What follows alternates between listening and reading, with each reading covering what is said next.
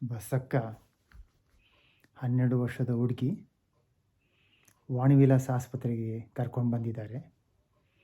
ಏನು ತೊಂದರೆ ಅಂತಂದರೆ ವಿಪರೀತ ಕೆಮ್ಮು, ಕೆಮ್ಮಿ ಉಗುಳಿದಾಗ ಕಫದಲ್ಲಿ ರಕ್ತ, ವಿಪರೀತ ಸುಸ್ತು, ಸಂಕಟ, ಎದೆ ನೋವು.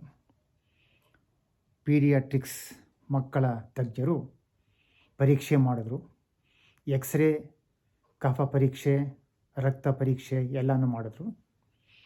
ಬಸಕ್ಕನಿಗೆ ಡಿಸ್ಸಿಮಿನೇಟೆಡ್ TB ಡಿಸೀಸ್ ಅಂತಂದರೆ ಮಿಲಿಯರಿ ಟ್ಯುಬರ್ಕ್ಯುಲೋಸಿಸ್, ಬಹಳ ತೀವ್ರತರವಾದಂಥ ಕ್ಷಯರೋಗ ಅಂತಂದ್ಬಿಟ್ಟು ಅಂತ ಒಂದು ಡಯಾಗ್ನೋಸಿಸ್ ಮಾಡಿದ್ರು. ಟ್ರೀಟ್ಮೆಂಟ್ನೆಲ್ಲನೂ ಶುರು ಮಾಡಿದ್ರು. ಮಧ್ಯಾಹ್ನದಷ್ಟೊತ್ತಿಗೆ ಬಸಕ್ಕ ಸತ್ತೋಗ್ಬಿಟ್ಲು. ಟ್ರೀಟ್ಮೆಂಟ್ ಎಲ್ಲ ಶುರು ಮಾಡಿದ್ರೂ ಸಹ ಬಸಕ್ಕ ಸಾಯಂಕಾಲದಷ್ಟೊತ್ತಿಗೆ ಸತ್ತೋಗ್ಬಿಟ್ಲು. ಪೀಡಿಯಾಟ್ರಿಷಿಯನ್ ಮಕ್ಕಳ ತಜ್ಞರು ಹೌಸ್ನಿಗೆ ಹೇಳಿದ್ರು, ನೋಡಪ್ಪ, medical certificate of cause of death ಅದನ್ನು ಕಂಪ್ಲೀಟ್ ಮಾಡು, ಅದನ್ನು ಫೈಲ್ ಕಂಪ್ಲೀಟ್, ಅದನ್ನು ಕೇಸ್ ಶೀಟ್ನ ಕಂಪ್ಲೀಟ್ ಮಾಡು, ಮೆಡಿಕಲ್ ಸೂಪರ್ಡೆಂಟ್ಗೆ ರೆಫರ್ ಮಾಡು. ಇಲ್ಲಿಗೆ ಆ ಒಂದು ಫೈಲ್ ಮುಗೀತು. ಬಸಕ್ಕನ ಆ ಒಂದು ಕೇಸ್ ಶೀಟು ಮುಗೀತು.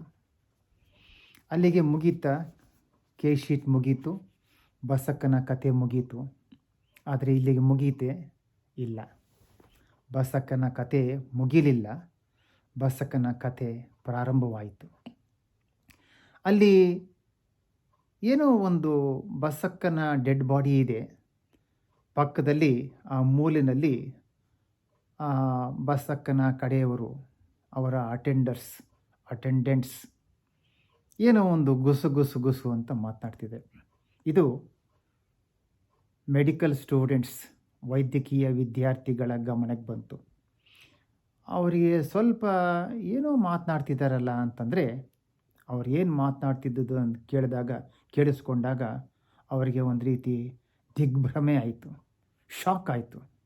ಅವರು ಹೇಳ್ತಾ ಇದ್ದದ್ದು, ಬಸಕ್ಕ ಸತ್ತೋಗಿದ್ದಾಳೆ, ಮೆಲ್ಲಿಗೆ ಆ ಹೆಣ ತೊಗೊಂಡೋಗೋದಕ್ಕಾಗಲ್ಲ, ಹೆಣ ತೊಗೊಂಡೋಗ್ಬೇಕಾದ್ರೆ ಟ್ಯಾಕ್ಸಿಯವರು ಡಬಲ್ ಚಾರ್ಜ್ ಮಾಡ್ತಾರೆ, ಮೆಲ್ಲಿಗೆ ಬಸಕ್ಕನ ಹೆಣನ ಇಲ್ಲೇ ಬಿಟ್ಬಿಟ್ಟು ಹೊಟ್ಟೋಗೋಣವಾ, ಮೆಲ್ಲಿಗೆ ಹೊಟ್ಟೋಗೋಣ ಅಂತ ಆ ರೀತಿ ಗುಸು ಮಾತನಾಡ್ತಿದ್ರು.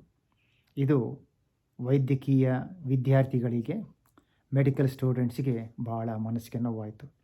ಯಾಕೆ ಈ ಥರ ಮಾತಾಡ್ತಿದ್ದೀರ ನೀವು? ಅಲ್ಲ, ನಿಮಗೆ ಬಸಕ್ಕ ಸತ್ತೋಗಿದ್ದಾಳೆ ಅಂತ ಅಂದ್ಬಿಟ್ಟು ನಿಮಗೆ ದುಃಖ ಬೇಡವಾ? ನಿಮಗೆ ಮೆಲ್ಲಿಗೆ ಡೆಡ್ ಬಾಡಿನ ಬಿಟ್ಬಿಟ್ಟು ಹೊಟ್ಟೋಗ್ಬಿಡೋಣ ಅಂತ ಮಾತಾಡ್ತಿದ್ರಲ್ಲ, ಎಂಥ ನೀವೇನು ಮನುಷ್ಯರು ರಾಕ್ಷಸರು ಅಂತ ಸ್ವಲ್ಪ ಮನಸ್ಸಿಗೆ ನೋವಾದಂಥ ಒಬ್ಬಳು ವೈದ್ಯಕೀಯ ವಿದ್ಯಾರ್ಥಿನಿ ಸಹ ಮನಸ್ಸಿಗೆ ನೋವಾಗಿ ಸ್ವಲ್ಪ ರೇಗಾಡಿದ್ಲು.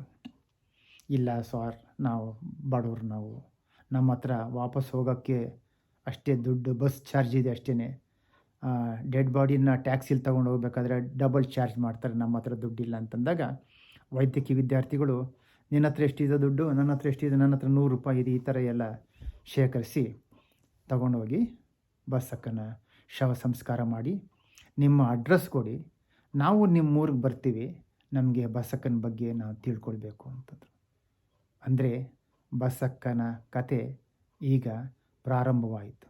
ಬಸಕ್ಕನ ಕತೆ ಮುಗಿಲಿಲ್ಲ, ಬಸಕ್ಕನ ಕತೆ ಪ್ರಾರಂಭವಾಯಿತು. ಹೇಗೆ ಪ್ರಾರಂಭವಾಯಿತು, ಎಲ್ಲಿ ಪ್ರಾರಂಭವಾಯಿತು, ಮುಂದಿನ ಸಂಚಿಕೆಯಲ್ಲಿ ನೋಡೋಣ. ನಮಸ್ಕಾರ.